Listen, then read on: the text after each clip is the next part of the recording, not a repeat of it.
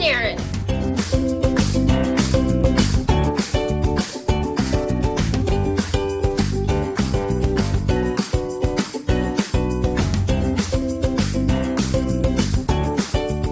It's time for Q&A with T&A.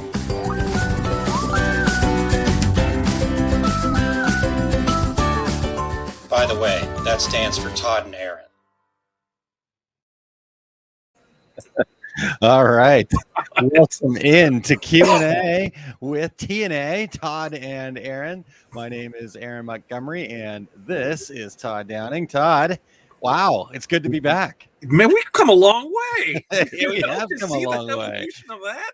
I remember when you tried to kill me to get me to work out, man. I was just thinking, man, maybe it's time to fire up the old OSG challenge again. Dude, I can't even walk. Like, the swelling's gone down to my shoulder, and I can feel that there's a divot in there. So I actually might break my rule and go to the doctor. It is it's not pleasant at certain times. Yeah. All right. Well, we'll get you fixed up, and then we'll get the OSG challenge back in full effect. So yes, thanks for being here, everybody. Let's check in with a couple people here real quick, Todd, and see what we got going on. We got Darren. Hey, it's Q&A. Excellent, Darren. Thanks for being here.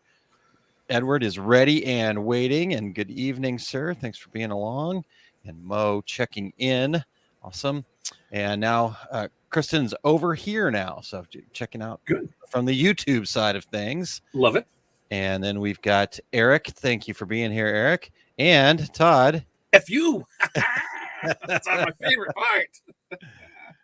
Facebook user is what that stands for. Facebook user, which, I got a good little thing that I can just throw in here real nice. quick. I'll let you do that then. Because instead of, we say, hey, go check out the StreamYard or Facebook.com/StreamYard, whatever that, guess what? Here, you can just go to this clickable link that's going to take you right to our YouTube channel. And you can just go right to our YouTube channel. And while you're there, subscribe. So guess what? When we go live, we won't have to play this because I have no clue who you are. If you Facebook user, I don't. So it could be my mom for all I know. F you, mom. Hey, Facebook user, mom. I don't know. Something like that. All right. So let's do this here. Let's see what else we got coming in. Eric back on the air. Yes, finally back. And it was fun to relive that intro video there. Like I said, lots of fun stuff happening. It was great to see the background changes. We went from the shop to the ISIS cave to now here. So it was a great time. There was a lot of learning in that. And it's been. When did we start that? It was March of 2020, right? So March of 2020. Yeah. So we're coming up on like 2 years ago. Wow, where did time fly? 2022 before you know it. Yep, exactly. Yeah, time flies when you're having fun. And then there we go. And then Edward said, I thought FU was frequently underestimated, but that could Facebook user is how we typically use it. But yes, I like that one. There we go, Rich. Now we got it. Now we know. Now we know, Rich. There we go. And good evening, Chuck. Thanks. No, you got to say, what's up, Chuck? Because what's up, Chuck? You got to say that. Nice. Well, shoot, Todd, what's the plan for tonight? What are we doing? It's been too long for me here. Surprise, we have some questions. Imagine that. We have a Q&A and people ask questions. So I guess that means that they're going to ask questions. We're going to give them answers. So I think that's the easy thing to do there. That's the first and foremost, right? We can talk about anything, really. Like what we say is, when it comes to the question time, go ahead and submit your questions. So that way we're able to pull them up on screen a lot easier. And sometimes some of the questions just do need a little research on our end. So it's like, I'm not 100% sure I can find that out. So when you submit them through there, then we are able to find out a little more information for you. So I do like that. I do like that when you submit them there. Yes, exactly. So there it is on the bottom, oursuccessgroup.com/QA. That will get you where you need to go. I'm going to fix that, make that a little easier to read. But so, Todd, so should we start with a question then first? I think so. How should we proceed? All right, let me. Yeah, I think that's how we did it. Isn't that how we did it before? We would say, "Hey, how did everybody doing?" Checking in. It's been too long, man. I really don't recall. And then we would just go right into the questions. Yeah, as I said, it's like learning all over. It's like I know how to ride a bike, but I don't know if I'm gonna get my fat ass on that bike again. I just I get out there. I'll make it if I have to put training wheels on. So We'll get through this. I promise you, we'll get through this. Yeah, definitely. All right. So, Eric, what's up, Check? Yes. Kristen said, did you post that on the Facebook post you were live on? Probably not, Kristen, because we from StreamYard, we actually can't post into the group. So if you are on the Facebook side and want to come check out the YouTube side, you can just actually go to liveosg.com too, Yep. and that'll take you there as well. But yeah, some of those other places, there's that live link, and you can find it on our Facebook page also at our success group. Yeah, we're everywhere. We're everywhere. Yeah, exactly. So we're like this new street cameras. We're everywhere, man. You're not speeding. You're not doing anything. Which we're everywhere. We can talk about cameras for a second because I had an issue today. Okay. That I was waiting for something to be delivered from overseas, and I got a little notification that said FedEx delivered my package, which I knew was a lie because my dogs didn't bark. And my dog has learned to bark now. And so they bark anytime there's something outside. So I know when FedEx is here, I know when UPS is here, and I know when Speedy is here. So, of course, I wander around to see what this package is there, and this package is nowhere to be found. So I call into FedEx, and, you play the phone tag game to get to somebody, and they tell me there's nothing they can do, that they have to open an investigation on it. I'm like, no, this literally says it was just delivered in the last 10 minutes. So what you do is you call the hub, and you talk to whoever's in charge, and they could call the driver and say, hey, where'd you leave this package? What the color was the house that it was on? Because it was not in my street. They said, no, it was delivered. We promise you it was delivered. I'm like, I 100% agree it was delivered, just not to where it needed to go. Because I have cameras that show there was never a FedEx truck on my street. So after about an hour of going back and forth with FedEx, and I had to talk to somebody in internationals because, nobody else could give me any information, I hung up with nothing. And they said I would hear something back from them in the next 24 to 48 hours.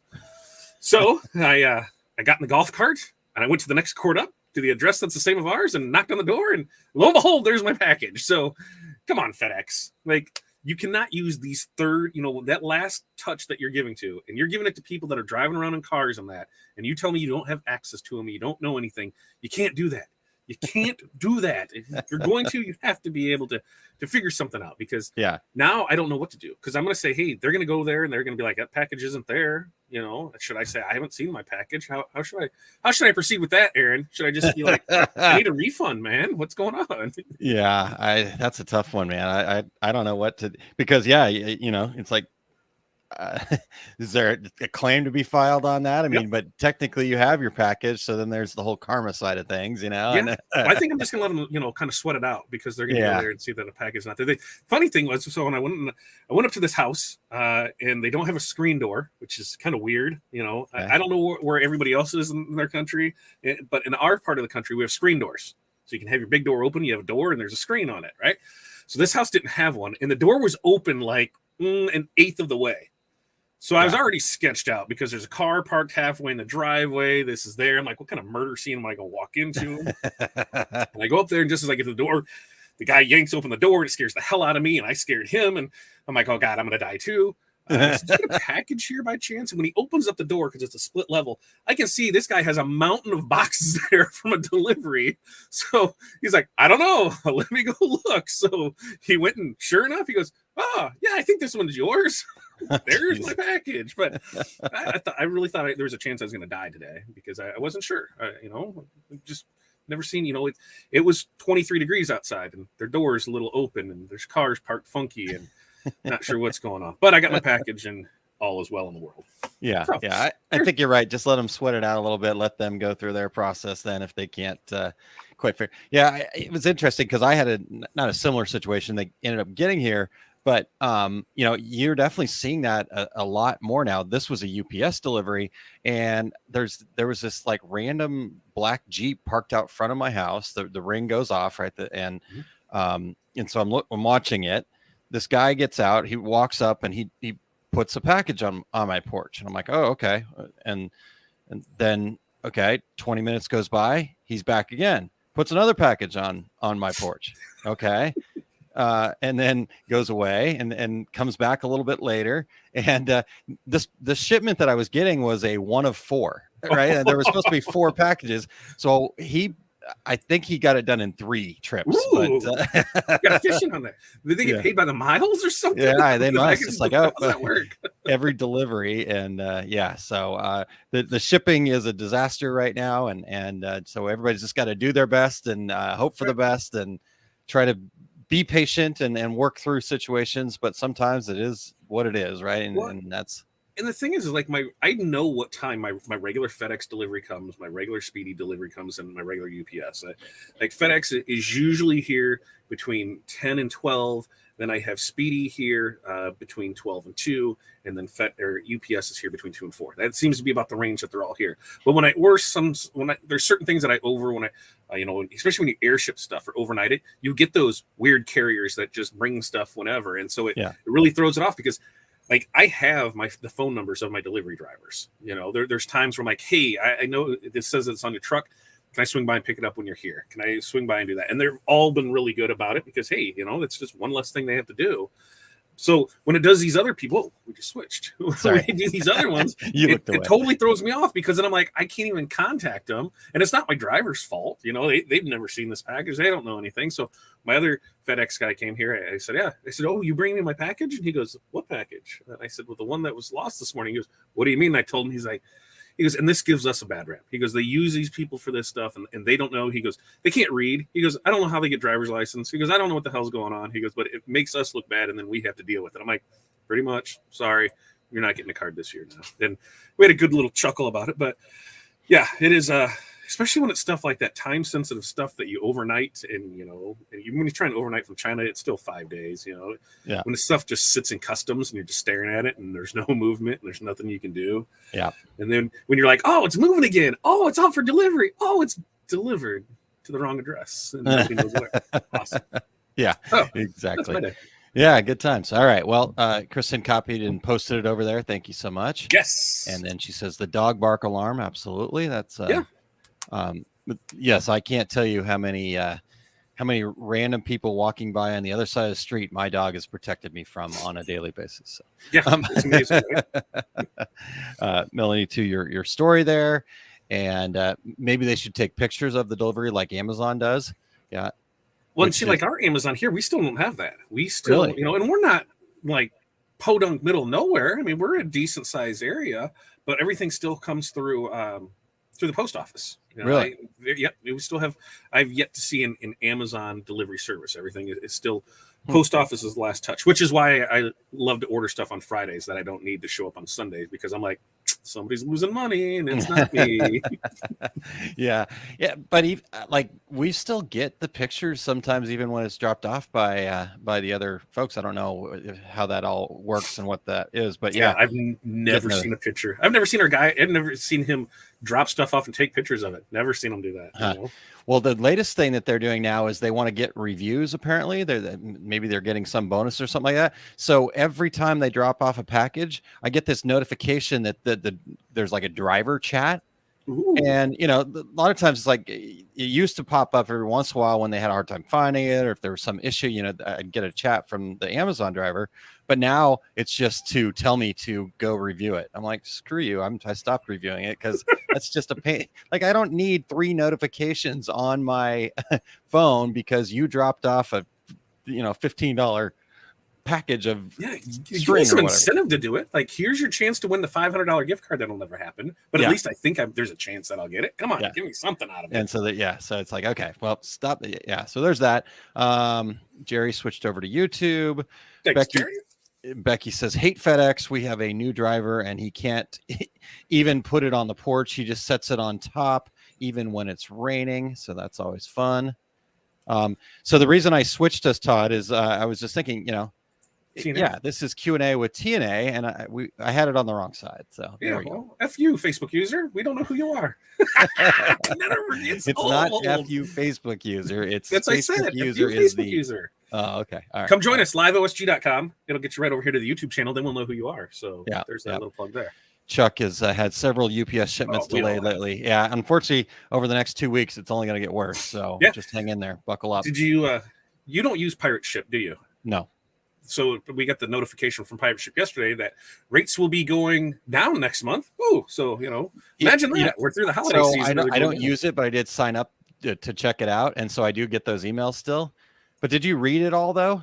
Which part of it? That like different stuff, like all the details of it. It some rates are going down, but it doesn't seem like, at least the stuff that I use, it's any of that, like the first class stuff's actually going to go up again. Yeah. So, and we have pretty much switched over to UPS through it. Once they brought on UPS, the rates are a lot better. But here in this last week, we've seen stuff that we're shipping out the exact same thing to the exact same place that was under $9, last week, or even the day before, is now $20. Yeah. So they have dramatically increased prices. Yeah, and their typical time was like that 2 to 3, that 3-day thing is now like a 3 to 5 day. So we're just running into it. So we just got to know, hey, this is what you're doing. This is what you expect to do. Yeah, this is real typical of UPS and FedEx this time of year, that they call them holiday surcharges. Yep. And it's just their way that they try to control the volume that they're managing, right? And how they're doing it, or at least, that so they can pay those people to leave stuff at different neighborhoods. They're going to do that apparently. I mean, because they're not getting paid anymore. They're getting it cheaper. So Edward says, leave the FedEx guy a nice sublimated gift on the porch with a huge sign saying, for FedEx drivers, they will remember you and try harder. Okay, dream over. Yeah. Right. Well, and so our Speedy guy, which I don't know, who all uses Speedy or not, because I'd never heard of him before we started. I've never heard of him actually. So yep. And so we get next day shipping from them through Sanmar, and that's who delivers it. And our guy has always been really good about stuff. Like when we were, whether we're in the mall or when we're here, it's like, hey, if you need something, here's my phone number. You can call me. We can meet up. We can get everything there. If you have an issue with stuff, let me know.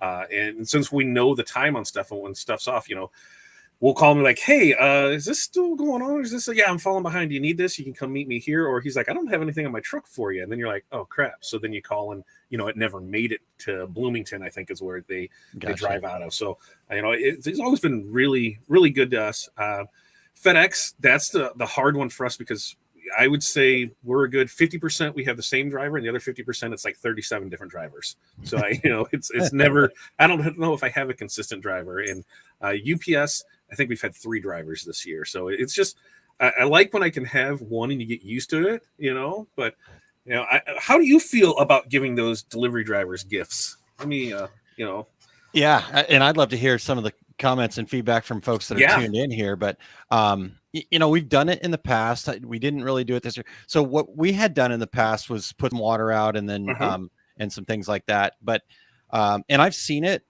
in different places. But we don't have a consistent.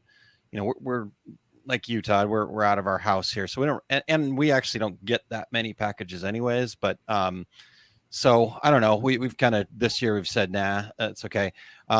We do drop off a bunch of stuff at the post office, and there's a lady up there that's always been really nice and helpful to my wife. So we'll probably make her something up there at the post office and stuff like that. But it just depends. I mean, I know people that do have drivers that are like family and friends. Really, the driver that worked with us over at Postal when I was over there. I mean, he was like, he'd come in and help us get stuff out the door to get the cutoff. And so, there's certain guys that are part of the family, guys or gals that are part of the family. And I think it is worthwhile. They're working their tails off right now for sure. Yeah. I think it all depends on the relationship that you have. Like our Speedy guy, if it's raining, and I have 2 things coming, one from UPS and one from FedEx, the UPS guy puts it on the porch and goes away. My Speedy guy wraps it up in a bag and puts it there. So, I mean, that right there means a lot more to me. And then I know, that these guys aren't getting paid pennies. They're making a good change and they're doing their job.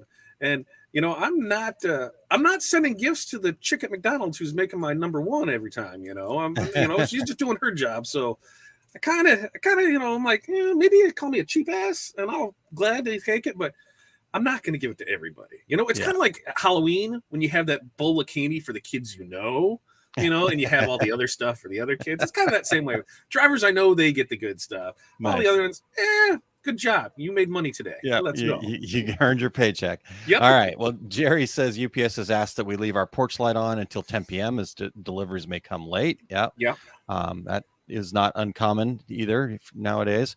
And then Becky talking about the dog protecting us. And you can't forget blowing leaves, the neighbor's cat, kids on the playground. Our dogs don't miss a thing. Yes. So our dog is barking, Reggie. was barking. We couldn't figure out what the hell he was barking with, so I kind of snuck up on him. He sees planes in the sky, and so he chases them across the yard because we've got seven houses that are attached to our yard. So we got probably one of the bigger lots in our community here. But yeah, we're like, what the hell is he chasing? Yeah, that's what it is he's seen a plane, and so he's trying to catch the plane, and he's running across the yard barking at it. He'll never catch it, but give him a bark collar. Hey, you know what though? It's all about dreaming, right? You got to have big goals. Those are big goals. Something like that. Nice. Well, my dog actually watches TV and then barks at the animals on TV. She really is a I think it's not a fan of horses. Obviously, dogs, cats. She barks at all of those. And then there's just random people every once in a while that she'll bark at. It's like, huh? I kind of wonder. Judge a character. Who's that character? Are they good? Are they bad? What's different about that person? But it's random. Matthew says USPS Postal Service still the cheapest. Well, go ahead, Todd. I was gonna say from what we've seen, for just about everything, I think since UPS has come, or since Pirate Ship has brought UPS on, I think we have only shipped 5 things USPS.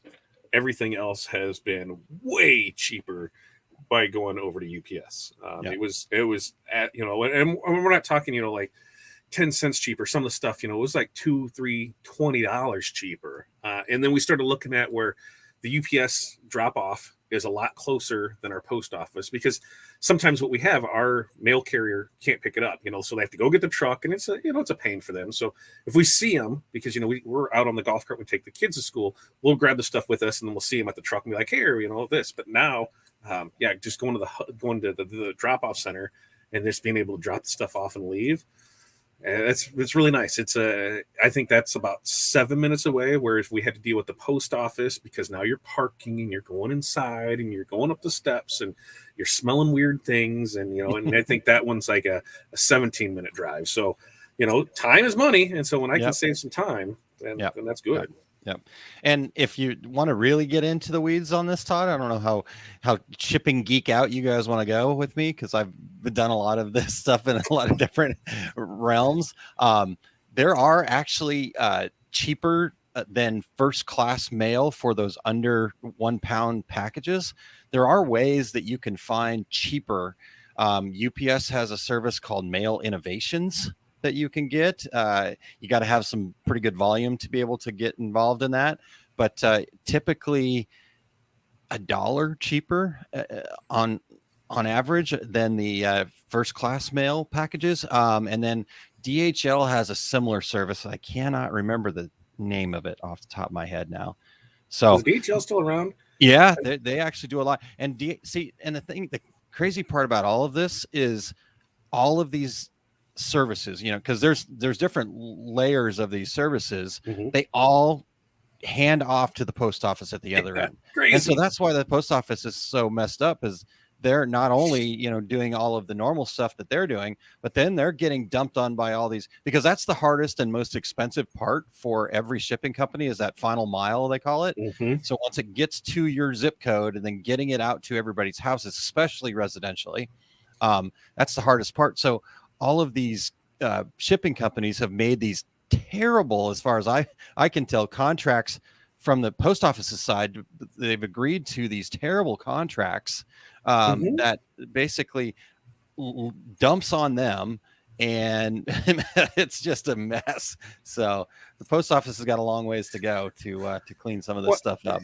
And the way that they, the way that I know that they run it is, so our old neighbor, he was a postal carrier, and so his job was bid out at 8 hours. So that's what it said it took him to do, was 8 hours. Well, he could get that job done in 5, so he'd work 5 hours and get paid for 8. Okay, hey, I'm not gonna judge anybody for that, because you got more efficient, so fine on it. But what I am going to judge is when you got done 3 hours early and they have you go do another job, and now you get paid for that one too.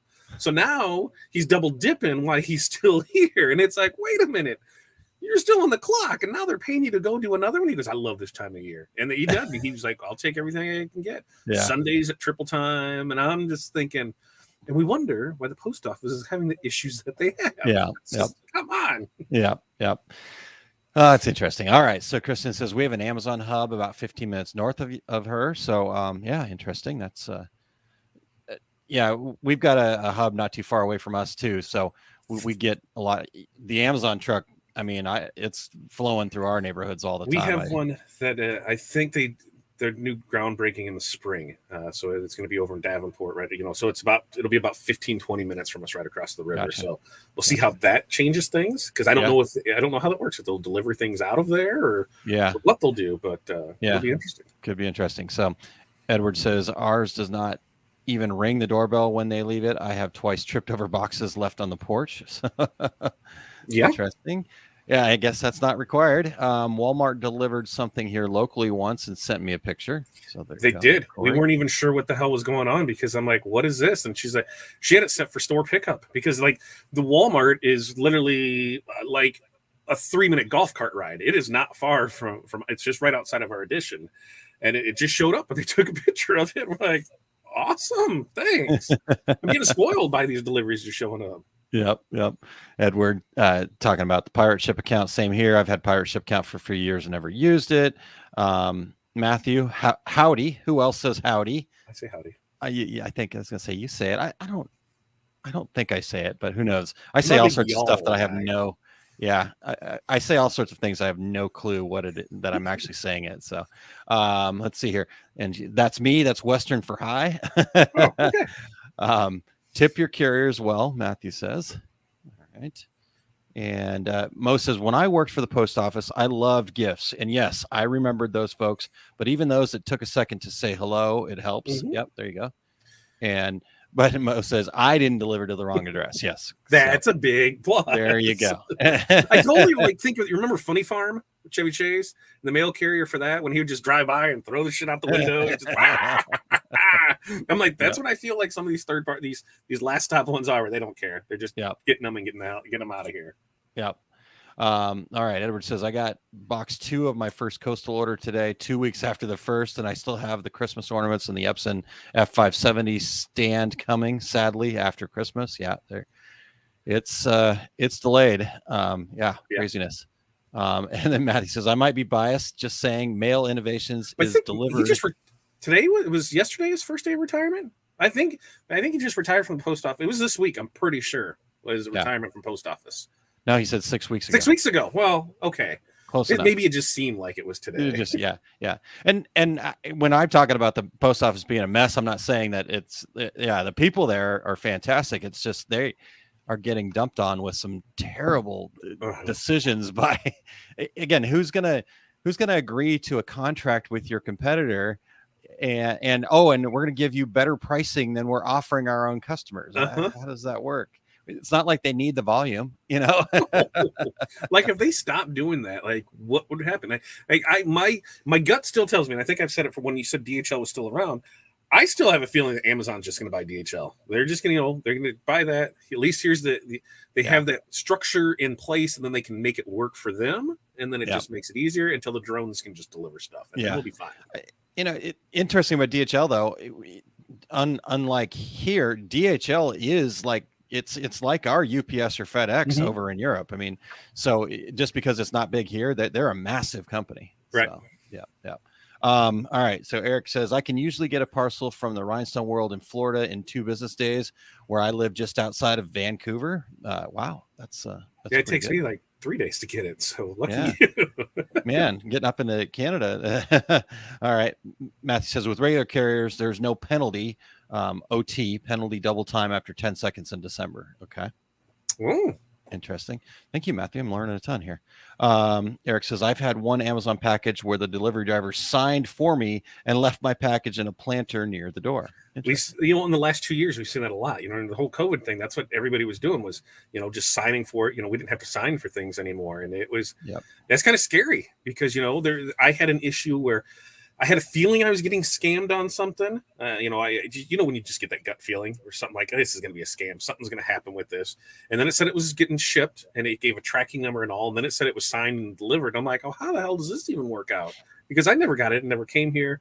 And I got with, because it was all through eBay and they ended up, refunding everything back and getting it taken care of. But it said that needed to be signed for. So I'm like, well, somebody's going to sign for this, and it has my address on it, and they never did resolve what happened to it or where it. So being that whole signing for things really, and when they are the ones that sign it, they can't prove it. Just as signed. That's not my signature. I didn't sign. Yeah. So Edward says, isn't DHL mostly overseas and limited service in the U.S.? They are mostly overseas, but as far as limited service in the U.S., like I said, they do a lot. I think most of the stuff they do end up kind of passing off. They kind of go hub to hub. Like I mentioned, I'd been involved in a lot of the shipping stuff, and couple years back when I was working with Pick the Gift, the wholesale company, we were shipping a couple thousand packages a day through DHL. So, nice. Yeah, it's pretty crazy. So, all right. Well, so speaking, no, I don't want to. We're already 30 minutes in and we haven't even hit the question yet. So that we did not save that for 2 weeks from now. Remind me to you talking about scams. We'll save that. Well, why don't I just put it in here so we remember it? All right, perfect. Well, while you're putting it in there, let's actually get to our first question here. How about that? Go for it. I put this in here. All right. So you're doing that. I'll read the question. Question is, I'm looking for the best ways to do sublimation on wood, like 1/8 inch, 1/4 inch Baltic birch or MDF ornaments that still allows the natural wood grain to show through and not have to coat the entire surface. So, okay. Todd, you want to start? You got any? I got two ways. Here? Do you got a way? Do you know? I got like an inconsistent. I don't have a way, but go ahead. I got two ways. An inconsistent way is you can use your own poly coating, like a min wax. You can put that on there.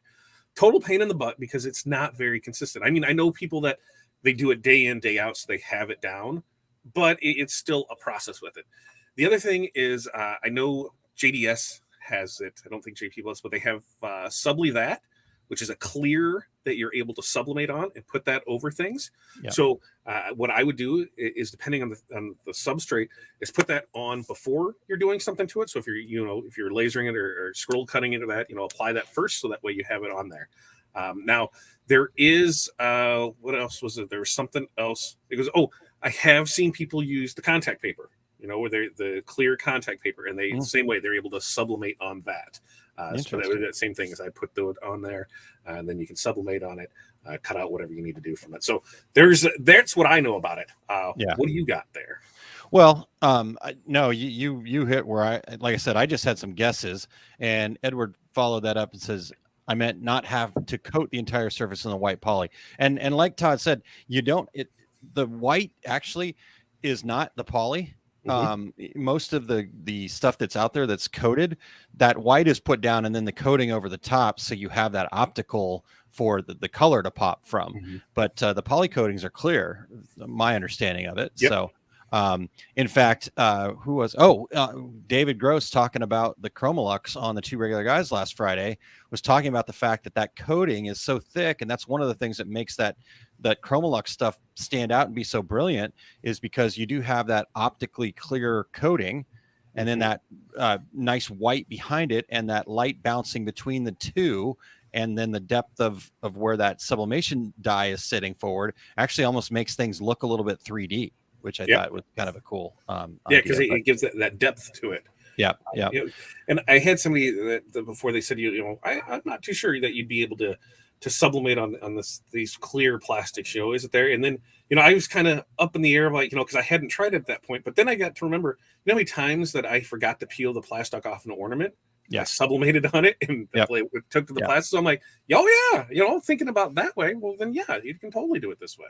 Yeah, totally. And so again, like you said though, Todd, there are definitely different ways to kind of go about this, and it is going to boil down to what consistency you're looking for. Is this if it's something you're just doing one-off, then that makes sense. But if you're trying to like put this out regularly, that's going to be tough. The other challenge with sublimating onto things that don't have that white behind it is your colors. Everything. So those colors are translucent, the inks are translucent, so that wood grain is going to change the color. So if you're thinking you're going to have a yellow on a wood grain, forget about it. It's not going to show it. It may just mute out that part a little bit. If you put a blue on that wood grain, it's going to look green, right? Yellow and blue make green. I'm pretty sure that's how it works from my kindergarten days. Yeah, there you go. So that kind of thing. So that's where it becomes a bit of a challenge. Is there's all sorts of things we can do, but at the end of the day, for me as a business owner, I want to be thinking about what is it that I can make a profit from. And the other part that we all know, Todd, is time is money, right? So how much time is that going to take you versus then what are you putting out there? I mean, at the end of the day, if you're making, an ornament or something like that, an MDF ornament, I mean, there are you could laser cut the boards, and there's all sorts of cool shapes and things like that. Or honestly, people like the freaking standard ornaments. I'm sorry to say it, but by the time we're done with this holiday season, it'll probably, the way the numbers are running right now, it'll probably north of about 4,000 ornaments that will have been made in my basement by my wife here in the fourth quarter.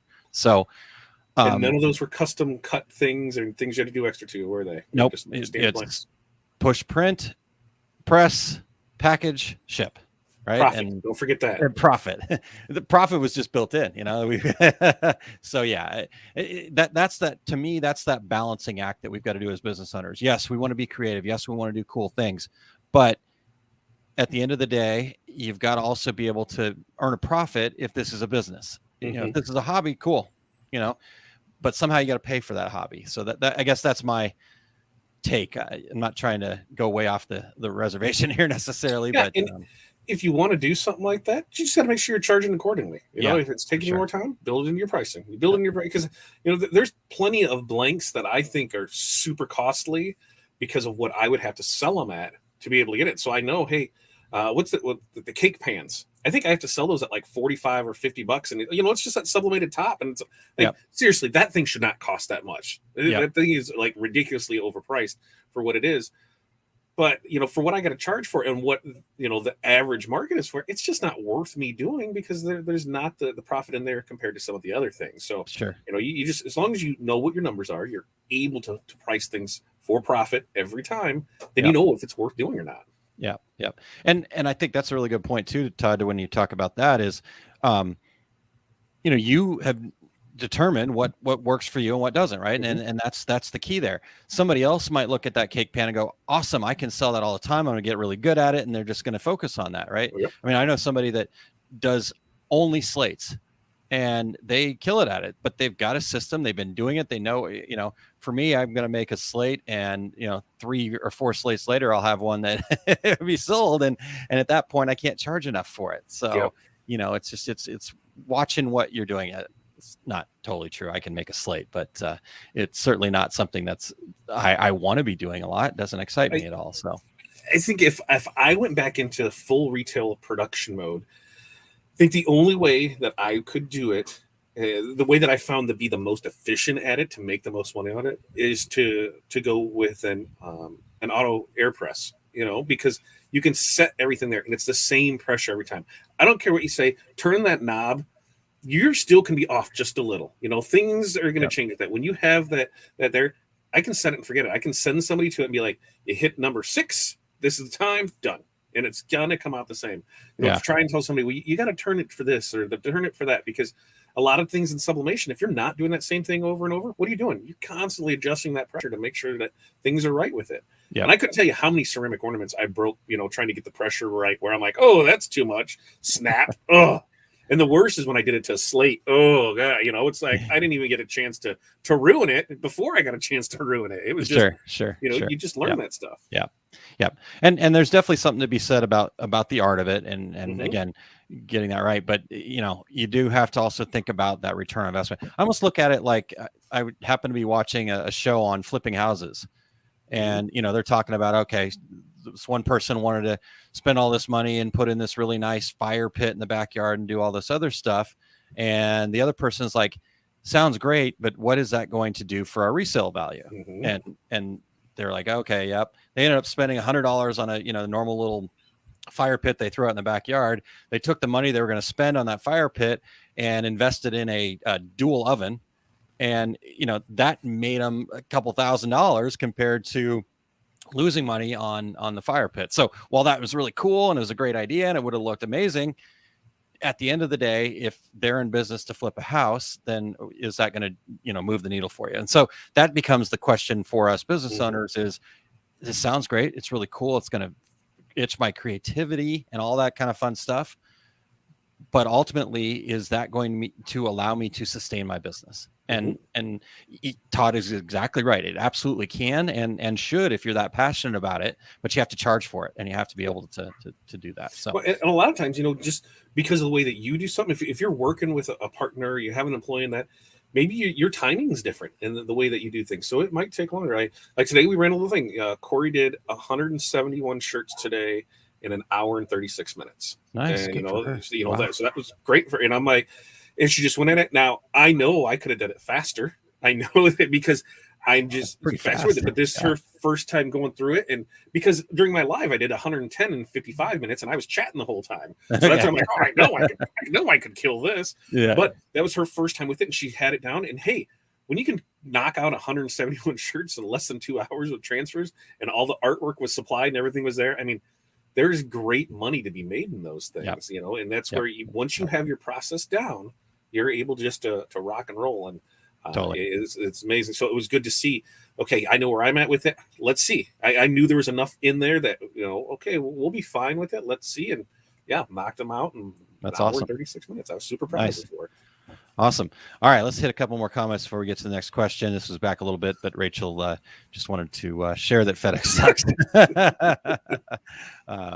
I'm sure other people would feel that way too. And then kind of going back and forth on some of this, I think this is a great point, Becky. You could add a wood grain translucent layer to your image and print on standard white ornaments and still give it a wood look. I love that. Yeah.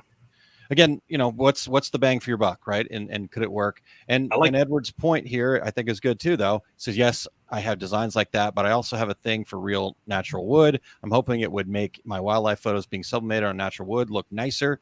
Certainly could, but before you go, Todd, I just want to share it. If that's something that you're passionate about and want to do, then totally do it.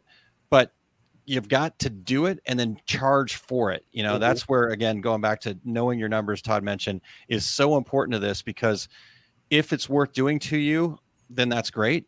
But is it worth doing for your customers? And that's where, can you charge X amount of dollars to do all that? So anyhow, sorry to cut you off, Todd. So my 2 things on that is, I know nobody wants to hear this, but it's not what we want. It's what our customer wants. So just because I have a thing for something doesn't mean the customers are. And then the other thing too with that is that birds are beautiful creatures full of color, and so to put that on a muted thing, you're not going to see the real beauty of it because of translucent going through on the wood. So that amazing picture you took might not translate well to the wood that it's put on. Because a lot of times too, how many times have you gotten, a piece of wood and there's just weird grain in it? Yeah. So, like trying to figure out, well, now I need to put this, let it this way or put it that way. I totally love Becky's idea of get the white and then put the wood background on it and call it good. So that way it's there with it.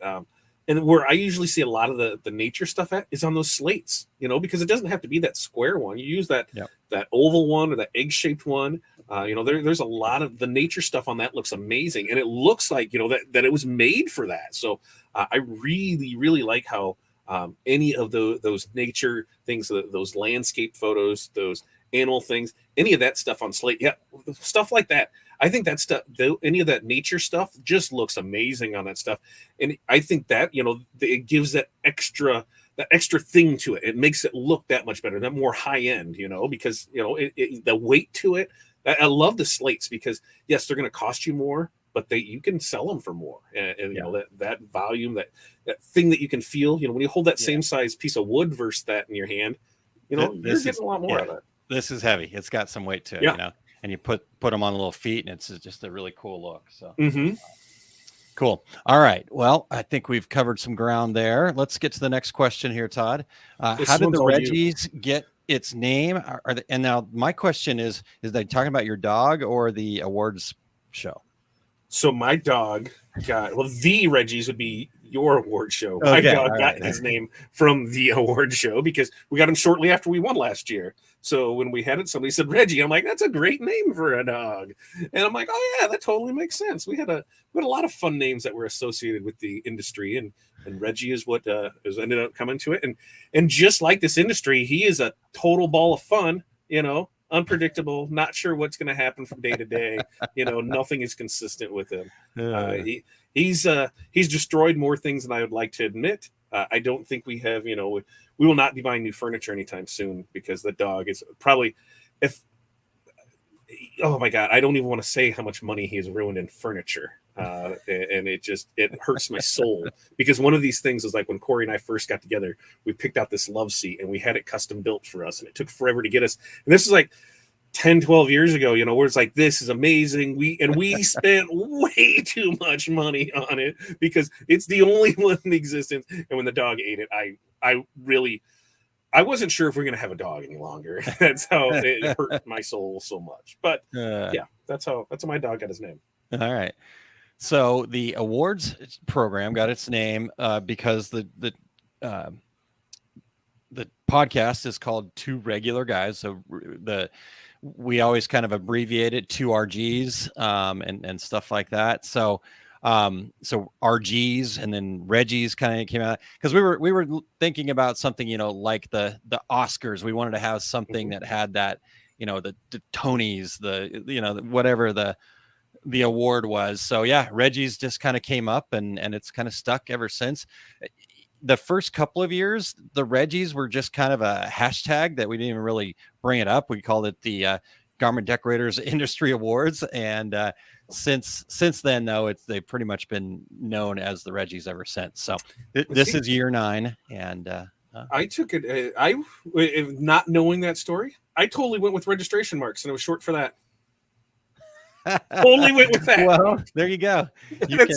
I'm like, it totally made sense. It was from the industry registration marks. I was just like, that's what it's from. Well, that kind of goes along with the story of how the Two Regular Guys started, right? I mean, there was, everybody wants this like big grandiose story about, we're going to this thing and nobody was doing podcasting. And, it really was just an excuse. I had moved from Phoenix to St. Louis, and Terry and I used to hang out all the time because we both lived in Phoenix. And I just didn't want to lose hanging out with a friend. I wasn't sure because he wasn't doing trade shows anymore at that particular juncture. So it was an opportunity to chat once a week for sure. And we just said, hey, let's see if anybody else wants to show up and listen. And apparently a couple people did at first, and that carried us to where we are now. So yeah, there we go. 9 years later. Holy 9 crap. years. Unbelievable. Which with Reggie's, we do have that's tomorrow. Tomorrow's the last day to vote, right? Yep, that is tomorrow. Yep. And you're nominated for something, and I'm nominated for something. About that actually. So I would highly suggest you go over there and vote. And what time's it? 5 p.m. Central? 5 Central is when it shuts down. Yep. So yes. Get over there and vote. Yep. Get over there, vote. So it's tworegularguys.com/Reggies_vote. Or if you just go to Two Regular Guys, you can see the Reggies over there and you can go see all the past stuff and whatnot. So yeah, that's gosh, now that you mention it, I've got some work to do. That'll be here before you know it, because then Friday is the reveal show, and then that's probably one of your most favorite shows of the year. Yeah, second most favorite show of the year. The first one is when we go through all the nominations. I honestly love that show the most because there is such I learn about new people. I meet new people.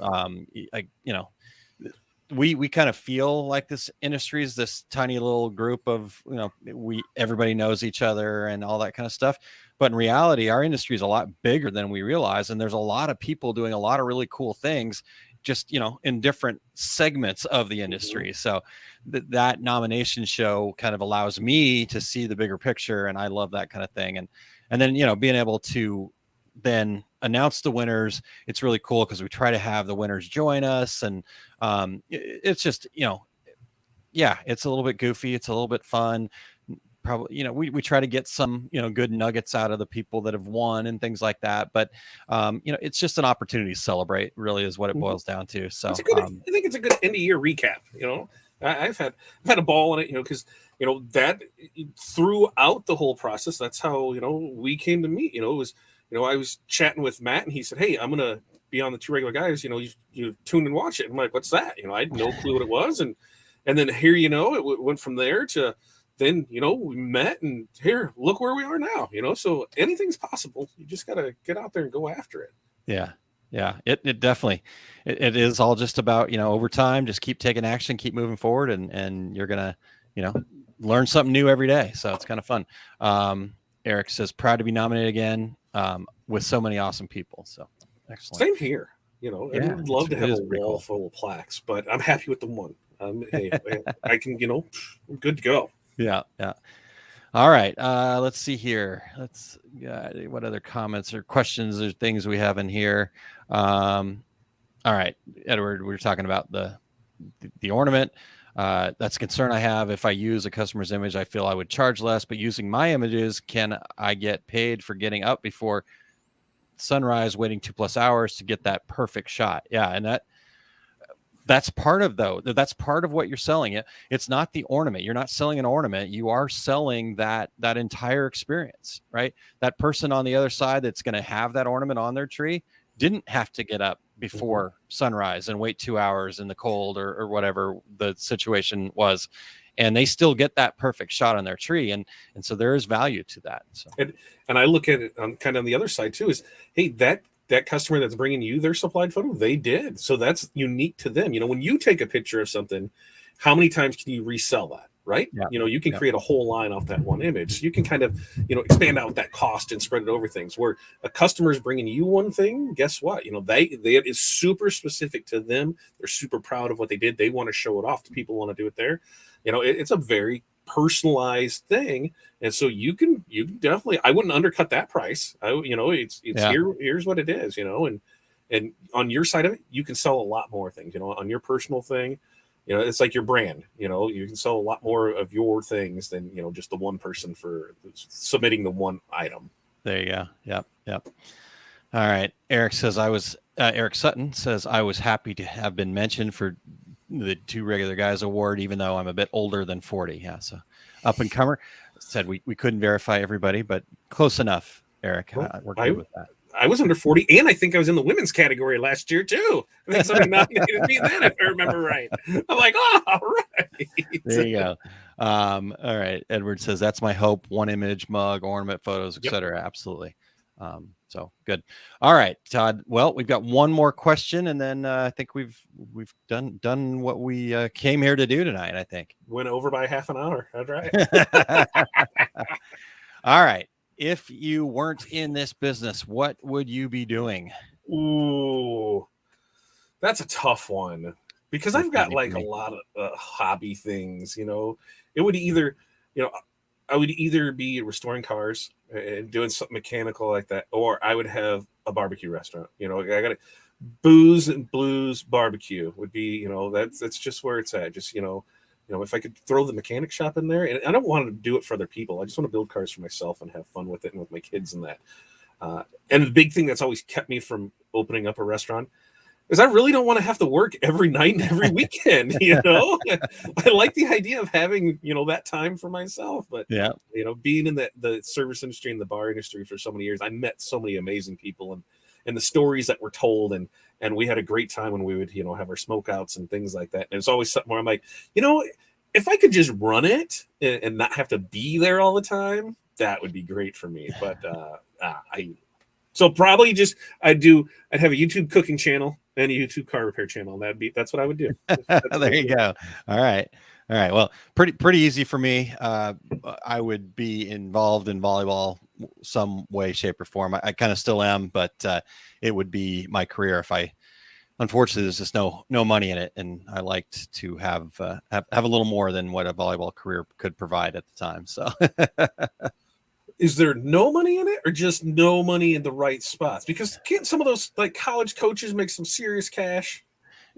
at the very highest level, yes, they do make some money, but nothing like some of the other college coaches, especially, the men's or women's basketball or football or baseball or something like that. But yeah, Yeah. some of the bigger programs, like if you're the head coach in Nebraska, you're probably doing pretty well. If you're the head coach at one of the Pac-10, Pac-12, I guess now, schools over there on the West Coast, you're doing pretty well.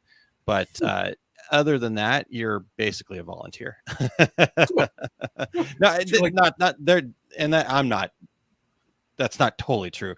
There is certainly plenty of places that there is money to be made. Like you could run a club, you could do so. There's stuff to do. It just I had this industry that I loved enough that I didn't need to go try to figure out how to make money at volleyball. I did though. I moved to Boston because in that Boston area there's so many colleges around that I'm like, yeah, this is the chance that I have to be able to see if I can make it. So I went out there. I was coaching a whole bunch of teams trying to get on. I was volunteer assisting at a college. I was coaching a club program. I was coaching in a high school. I was coaching on a junior high team. I think I had 5 teams at one point that I was coaching. Crap. Yeah, it was a lot, but it was fun. I parked my Jeep in the garage and rode the T everywhere, or whatever they call it out there. I can't remember now. It's been a while, but it was fun. But yeah, at the end of the day, it didn't pay the bills. And when I got a call to come back to US Screen, they were going to revive it and then put it back on its course. I should have not answered that call, but I did anyhow, and went back to Phoenix. So you're saying we just need to get you a pole building that you can fit 12 courts in, and then we can have. Now, what about, help me out on this, sand volleyball versus hard court volleyball? Is that 2 different coaching styles or 2 different? Yeah, they are 2 different games completely. So I wouldn't say coaching styles necessarily, but it is hard to kind of go back and forth. But as a player, for sure, it's really hard. As a coach, there's definitely just differences in the way that the game works. When you're coaching the hard court, the indoor volleyball, it is a team sport.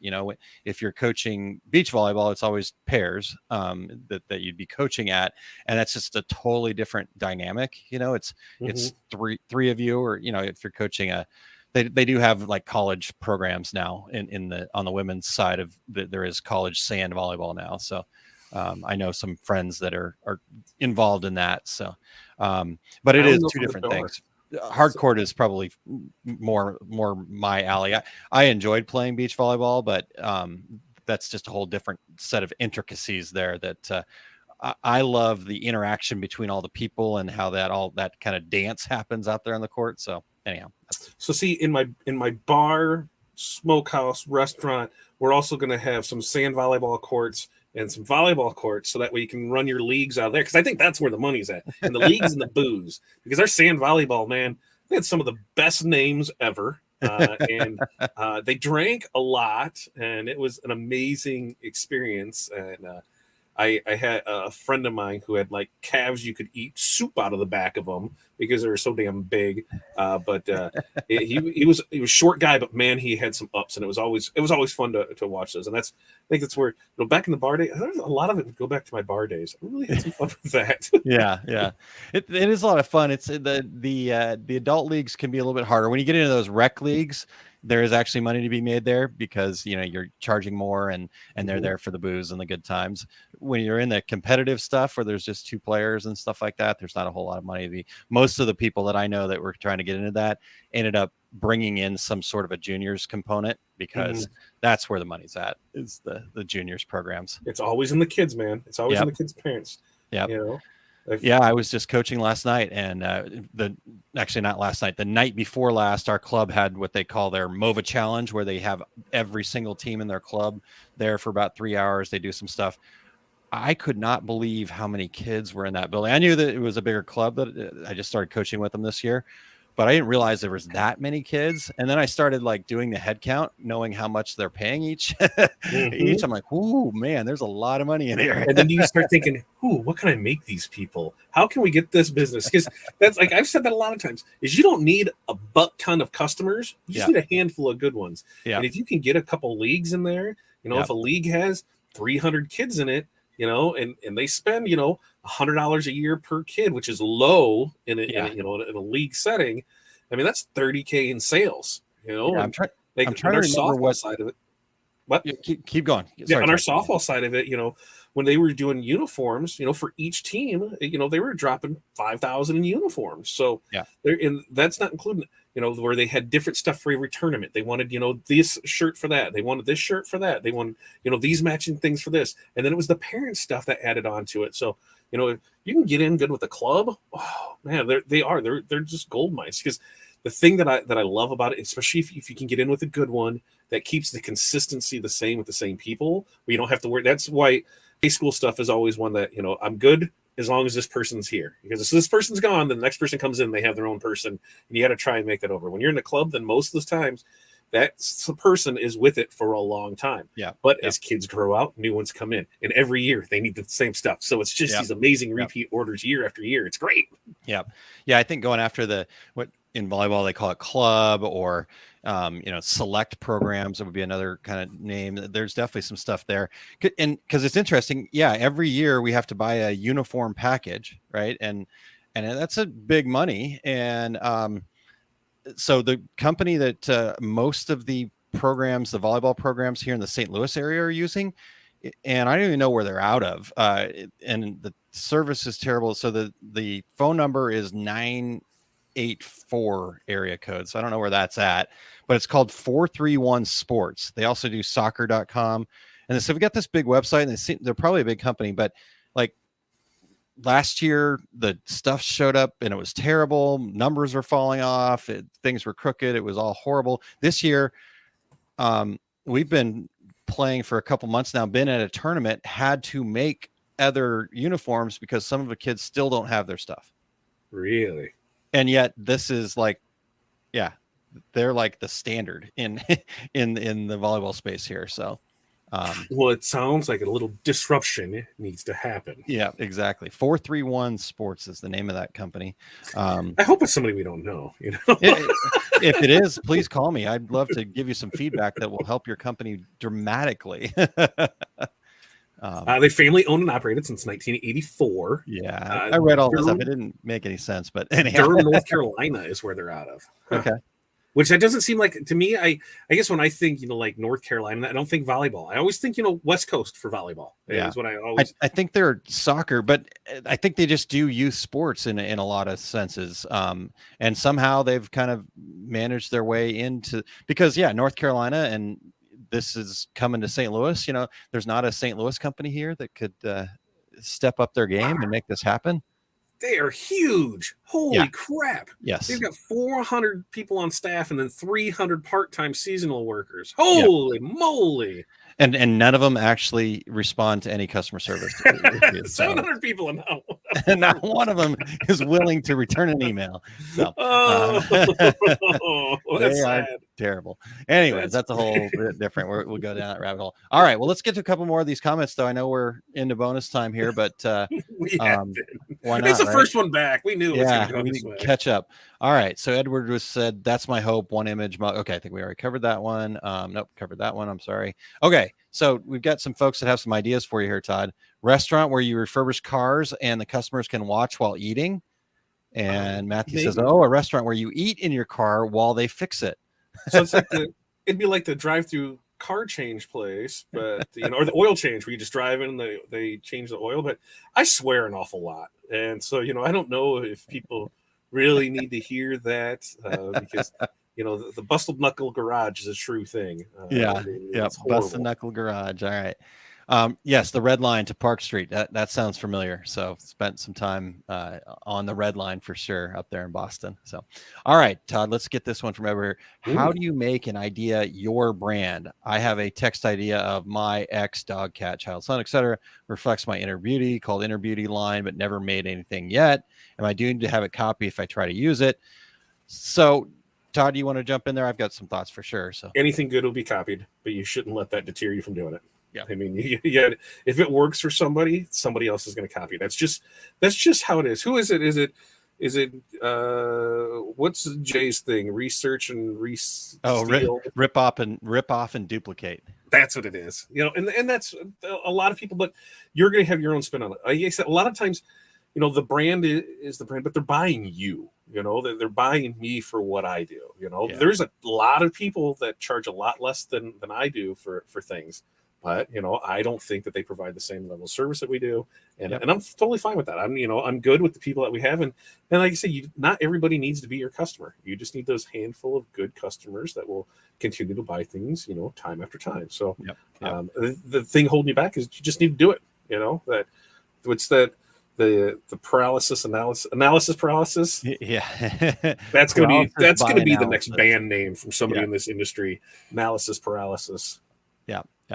It's just I agree with you there, Todd. It is a couple different mindset things, really. Like you said, if somebody will copy it, and there are certain things you could potentially do, but they cost a lot of money, to go try to copyright and then get attorneys to blah blah blah. So really, I think the key is to do it. It's to outwork those other people that are trying to copy you. Be original, be you. And like Todd said, you're going to have people that are attracted to you and your style, not necessarily whatever the copied thing is, right? There's always going to be a rip-off, right? You can always get a rip-off of something, but to get the original is something different. And then the other side of that, Todd, I think you said it, but like just get into action, like get doing, and then see what's going to happen. Because if we change our mindset to have an abundance mindset, then yes, we stop worrying about, is this going to be copied? Is this going to be, is there enough? Are there going to, are customers going to show up? And you start thinking about, okay, how can I do this better? How can I get it out there more? How can I turn up the volume? How can I find the right people for me? Todd, your point is, I think, huge for small businesses to realize you don't need every customer. In fact, you don't want every customer. Some people think that when they get in and start their business, they have to have as many customers as they can find. And that's actually the fastest way to run your business into the ground, because you're going to end up being focused on the people that aren't going to allow you to provide value and get value in return. So you're going to be spending your time with the 20% of the customers that you really don't want. And while you're doing that, you're spending time with the 80% of the customers you really don't want. And while you're doing that, you're not going to be focused on the 20% of your customers that you really need to be focused on, that small handful of people that generate over and over again. Right. And it's just a matter of kind of gaining a little bit of that confidence, understanding that there's plenty out there. It's not because the fact that you don't have it right now doesn't have to do with anything else. Then you just got to be taking action. Just keep taking action. Listen for the feedback. The feedback is going to be only come after you've taken an action. So I think that's kind of, I don't know. And then I guess, Todd, the other part of my take on that is when we start talking about focusing on the right customers, then yes, that allows you to get really good at what you're doing because you are focused, right? You and I have talked about the focus circle a lot with people. And when you get really focused and good at what you're doing, in fact, you talked about it tonight, you're then going to get more efficient, which is going to then mean you're going to make more profit without having to raise your prices. Right.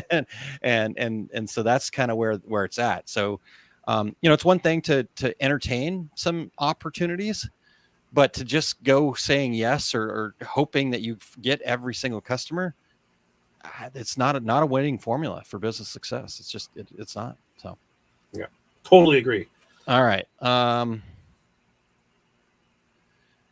trying to use other product ideas, but make them my own. I'm terrified of copyright infringements. I think there's obviously a bit of a fine line here that we all have to kind of try to understand. But at the end of the day, if you're not just out there blatantly trying to rip off, put Mickey ears on stuff or, put the Harley logo on things, and people are doing that all the time. What's the other one you see a lot, Todd? You see a lot of right now, anything Disney. Disney in general. If you really want to do it, I need to have Mickey riding a Harley with a Nike hoodie on. If you can do that, then you're golden. You're gonna definitely copyright infringe. But outside of that, and there's certain things where you go with what is interesting to people.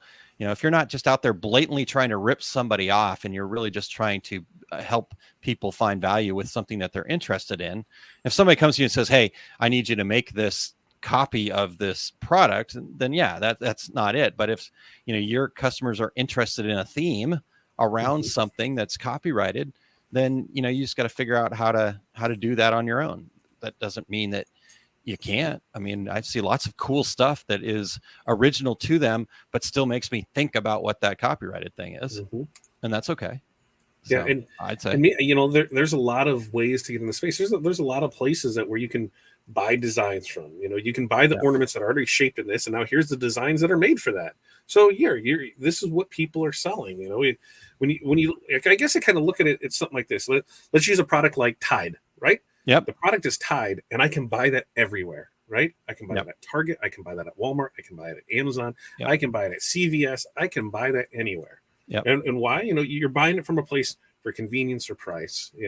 Nobody's buying that for the experience. They need it. It's a necessity. Where am I picking it up from? So our products are kind of that same way, where people need it, they want it. We're filling that void for them. They're going to buy from somebody. They should buy from us, and that's what we do. Is we sell ourselves, so that way they have a reason to buy from us. And it's I think it's a great thing. We're living a great time now, where it's a lot easier to get customers today than it was 15 years ago. Because I can guarantee you that I can go into any one of your markets and I can run ads and I can get sales. That's just how it works now. Sure. You're able to do that. And so when people say, my area doesn't support this, or my area can't afford this, if your area's average house costs $300,000 and you have a Lexus, BMW, Mercedes, or Cadillac dealer there, your area can afford the $50 thing that you're selling. You're just not selling to the right people. And when you start selling to the right people, man, is it a lot easier to make things happen, because people aren't buying on price. They know something's going to cost, and they get it. What's amazing to me is you see the people that have no problem dropping $1,000 on a Coach purse, right? Don't even bat an eye. They don't even look at the price. They want this and that. But the person that's buying the fake one for $50 will try and get it for $40. So what people do you want? I want the one that just says, "Yep, just go ahead and do it." Yeah. Well, and the other thing to remember that I think sometimes we lose sight of when we get into this whole price game thing, right? I mean, there's way too much discussion about price in our industry, I would say, in my opinion, because of this. We are taking something that somebody else has made that is a commodity item, a t-shirt, a mug, whatever. And we're then going to embellish that and make it more valuable than it is as itself as a container. We're not making it better necessarily, right? We're not adding a handle to it or things like that. Maybe we're doing some sewing and some embellishment. But from a user standpoint, a shirt is a shirt, right? But I want my shirt to show off my logo. I want my shirt to tell a story about who I am, right? Or I want my mug to, let everybody know that there could be booze in here or something, right? Whatever that fun thing is. And that's what we're doing is we're embellishing something, trying to make it better. And so if somebody is concerned about the price, then they could probably just go find a blank mug. And that's how they're going to get the cheapest price. What we want to do is we want to find people that are willing to pay what is necessary for you to provide the value that they want. And when we're focused on what the price is, then we're not focused on providing them value. We're focused on providing them a dollar sign. And that's not why people buy from us. It never has been in our industry, but yet we get so hung up on that, nobody's willing to pay that, or, what do I charge and all this other stuff.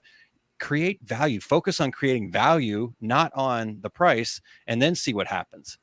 So there's my soapbox moment. Well, nobody says, oh, he went to Walmart. They said, oh, he went to Jared. There's a reason behind that.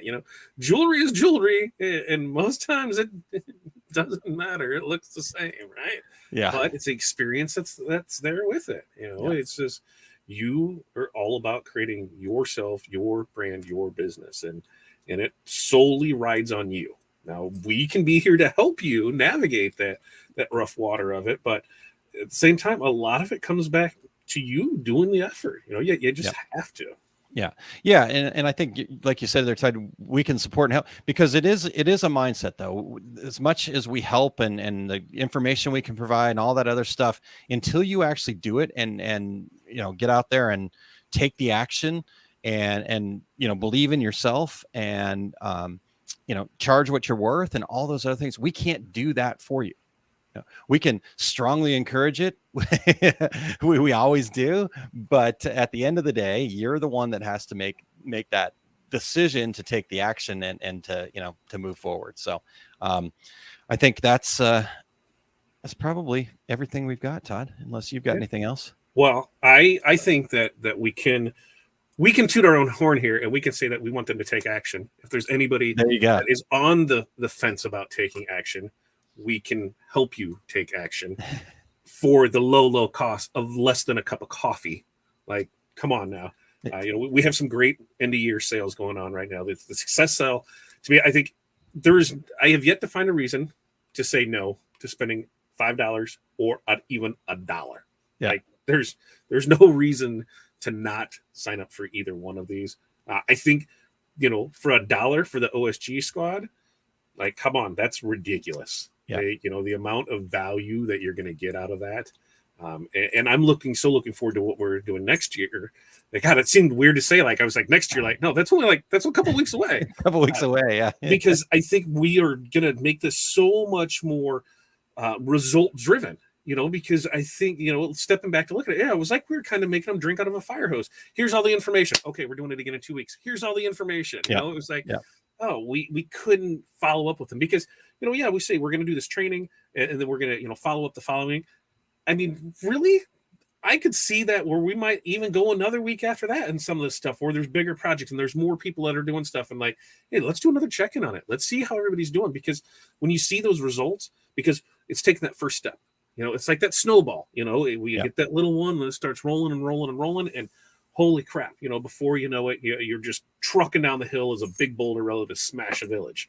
Yeah, that's what this is. It just takes one, and here for $1, I'm not going to beg, but I'm going to beg. I beg you to take advantage of this for yourself, for your business, because for $1, you're going to see some amazing things. And we have a training that's next week, this time, 7 p.m.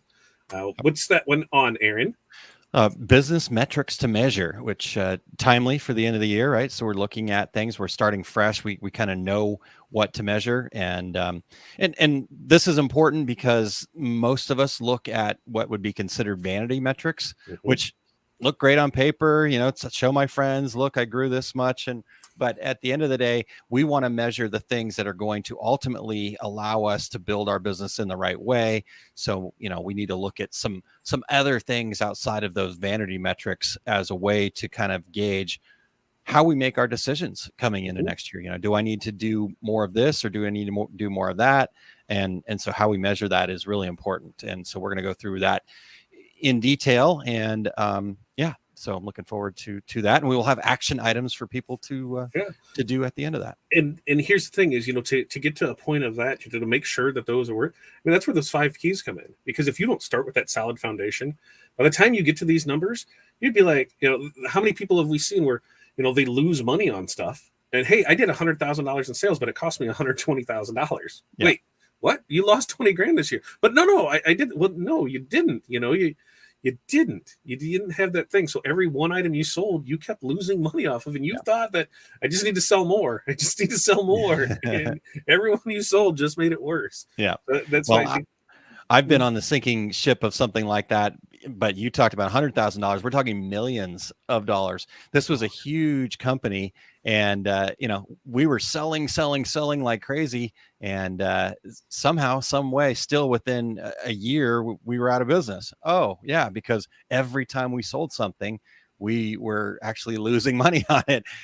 We were selling a piece of equipment, and to the distributors, we were selling them for about $6,500. And the cost, when all things were finally added up right before the ship finally went down, kind of the hindsight situation, it was closer to costing $7,500 a piece. So, all of those great commission checks that I got, that was just eating into that $1,000 I was costing the company each time. Yeah, every time you're getting money and I'm losing them. Yeah. Little did I know, but yeah, so that was a heck of a learning experience. And I think, between what you've learned over the years and those experiences for me, we were able to build that stuff into the 5 keys as a, because to me, Todd, that 5 keys is all about giving people the tools that they can go, okay, now I can feel confident in my business because I know I've got a foundation. Yeah. So even if I screw up royally, I still have a chance, right? And even if I make one little mistake, then it's probably not going to affect me because, again, I've got those things built in. I know what my numbers are. I'm at least planning to pay myself. I'm planning for the future. So they've got those guardrails to allow them to be confident in their business, but they got to do the work, right? They got to get through those 5 keys. So yeah, that's a big thing. And that's why I say, take advantage now. $1, $5, yep, $209. I'll take any of your money. But I really, this is the thing where it's a lot of this stuff is this thing that we run our business with, and this is how we're able to do what we're able to do, and so, a lot of the times you'll see stuff where people are like, you should get this and this will happen, hey, we're not giving you a magic bullet. We're giving you a solid foundation. Then it's up to you to make to build off of that. And that's what we've used to build ours. So I know it works because, I've used it and I use it every day. And Tuesday with Todd, I show you now that when we go through and we price stuff, here's where things are with it. Here's where it comes in at. And so I know if something's able to be priced at. And I know worst case scenario, as long as I sell it for this, everything can be covered because we have that factored in there. So, this is it. Go over there, oursuccessgroup.com/sale. Check us out. It's good for another, we're already at the 8th, right? Yeah. So 23 days. To the end of the year. Yep. So, And Todd, real quick, so just so everybody kind of is clear, so the sale, we do have a couple different things. If you just are like, hey, you know what, I want to get these foundations and that's all I'm going to need, and it's just a one-time thing, we have a great discount going on just the 5 keys, and that, it gets you all that stuff that we talked about, the pricing, the spreadsheets, the templates, all that stuff. And we've got that at about 58% off right now. Plus there's $150 in freebies. And so that can kind of get you going. If that, again, I don't need to be part of a membership in a group. So that's the first area. And when you look at those freebies are going to include all the forms that we use, so even if they don't work specifically for you, it's going to give you a good outline to create your own policies, procedures, things with that. It's also going to give you the 365 days of content. So if you're not sure, you need to stay in front of your customers and you need to have things to put out there. So a lot of this isn't, industry specific. It's so much reasons to generate conversation, things to bring people in and you just have that conversation going with them.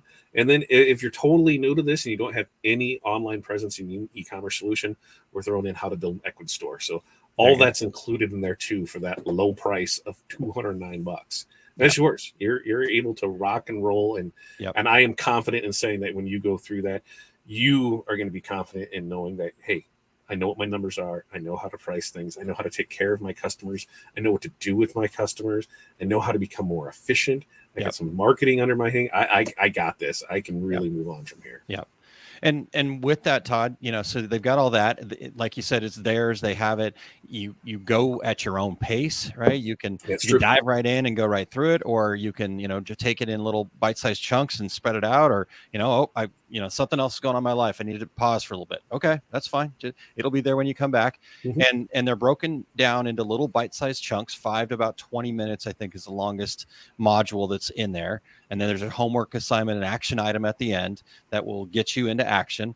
And so you can go do all that stuff whenever you want. But we also have made for everybody in the 5 keys, everybody in our OSG squad as well, and in our mastermind program, we also do a monthly office hours call once a month. It's normally the first of the month. This in January, it's going to be the 3rd because of New Year's, but every other time, unless it falls on a Sunday, it'll be on the first day of every month. We do an office hours. It's just an hour long, complete open, show up, something's catching you, you're hung up on something, you had a question, you need some advice. And it's a really cool opportunity. Todd and I are able to kind of share our thoughts there. Other people are there providing their information. The last one, we had folks there that have been with us for a little while, and then also running their business for a while. So there was, and she was a former accountant, so she was able to, or not accountant, worked in an accounting. I don't know for sure what Wendy was, but in the accounting world, so she was able to provide some insight. So it's a really cool community. Right. And the one before that, that's when we found out about Walmart grants, to help with businesses to be able to, provide for their community, to help those out, which, that right there, if you got in on that program, hell, that could be your whole business. So there's so much the things that have come out of that are way beyond my expectations. I thought we were going to get questions on how the program worked and things like that. And we're just going to be like, okay, here's what you do. No, it's been a great, amazing conversation. And I think it's really exceeded my expectations on that. Yep. So you got all that. So that's kind of, great place to start potentially. And then we've got Club OSG, which right now that's first month for $1 and then $19 a month after that. And you can cancel. Yeah, exactly. $5. And you can cancel at any time thereafter. But what that does is it gets you kind of the do-it-yourself kind of program. Mm-hmm. It gets you into the live trainings, so you'll have access to those for up to 90 days. And there's a Facebook group there and some stuff like that. So if you're just looking for a little extra business support and training, and that's a great place to be. Plus, there's some discounts to different places, Fat Dad and Montco and some other places like that. So there's all that. Anything else I'm missing in Club OSG, Todd? They'll also, any of the past stuff after the 90 days, they'll get 50% off of. If That's they right. want to purchase buy the whole courses outright. A whole course. Thank you very much. Good. So there's that. And then that's where then the next level is that OSG squad. And that's our membership program. You've probably heard us since 2020 talk about that as our membership program. And that's gives you everything. So not only does this $1 get you in the door, that's also going to get you the 5 keys program. For while you're a member, you have access to that 5 keys program. You're going to get the training. You're going to get access to all of the past training. You get not only the office hours calls that I just mentioned, but then we'll have that follow-up call that Todd was talking about earlier, that implementation call that will be happening after the training. And so that starts you off. So that first month is $1 and then $79 a month thereafter. And again, you can cancel that at any time. It's all about, wherever you need help and support, we're going to try to be there for you. Mm-hmm. And so as we said, we can't do it for you, but we're certainly going to be there to support you and lift you up and, encourage you and do all of those things. You got to take the action, but knowing that there's always somebody behind you to, dust you off if that thing didn't go so well. That kind of thing. So, so there we go. That's kind of the program, right, Todd? Yeah, that's everything. I think it's some amazing stuff, and you never know. Some of this, may show up again, but to have all 3 of them going on at the same time, I don't think you will not see that again anytime soon. And soon is a loosely term that it could be, but I maybe next year end we'll see all 3 of them at the same time. But because here's the thing, folks, is that neither Aaron and I got in this to get rich off of training, because that is not going to happen, right? Yeah. We did this for the love of the business, the love of the people. And one of my big things is it was so hard to get information when I was starting off. Everybody was like hiding it. They weren't giving you anything. It was so hard to get it. And you're looking at different places for information. And what you could find, back then there wasn't, YouTube how it was. And even now, a lot of the stuff on YouTube, you don't even know if it's the right information. You don't know how current it is. And you're doing your best to try and wade through it. And we just wanted to cut through all that garbage and be able to offer you something from real world people that are doing this now. Here's what's going on. None of our trainings has been stuff where like, this is what you need to learn.